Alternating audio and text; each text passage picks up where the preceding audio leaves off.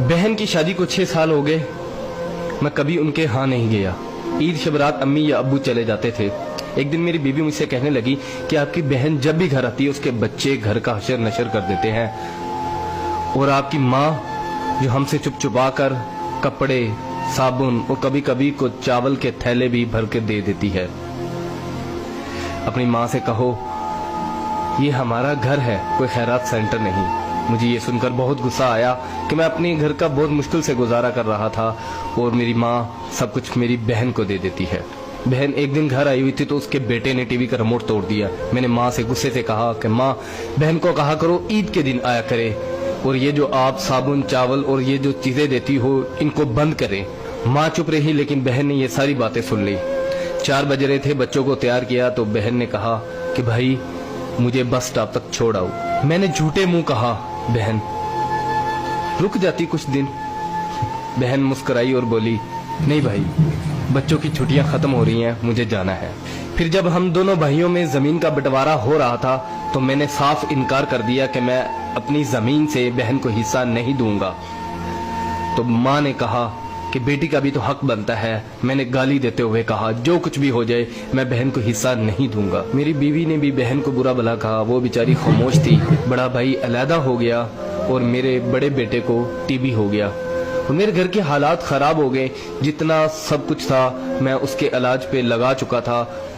मेरे पास इलाज करवाने के पैसे नहीं थे, मैं बहुत परेशान था।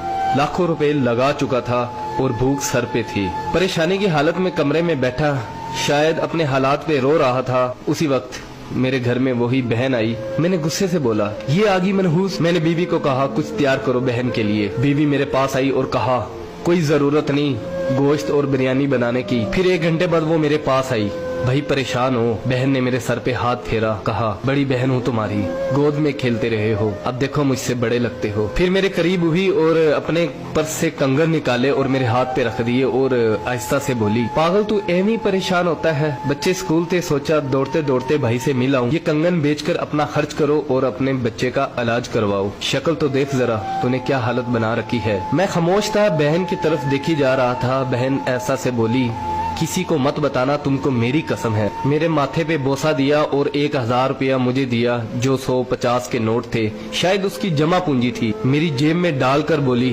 बच्चों को गोश्त ला देना और परेशान मत हुआ कर। जल्दी से अपना हाथ मेरे सर पे रखा, देख कितने बाल सफेद हो गए। वो जल्दी से जाने लगी तो उसके पैरों की तरफ देखा तो टूटी हुई जूती पहनी हुई थी और पुराना सा दुपट्टा ओढ़ा हुआ था। जब भी आती थी वही दुपट्टा ओढ़कर आती थी। बहन की इस मोहब्बत में मर चुका था मैं। हम भाई कितने मतलब प्रस्त होते हैं, बहनों को पल भर में बिगाना कर देते और बहनें भाइयों का जरा सा दुख बर्दाश्त नहीं करती। मैं हाथ में कंगन पकड़े जोर जोर से रो रहा था, उसके साथ मेरी आंखें भी नम हो गई। अपने घर में खुदा जाने वो कितने दुख सह रही होगी।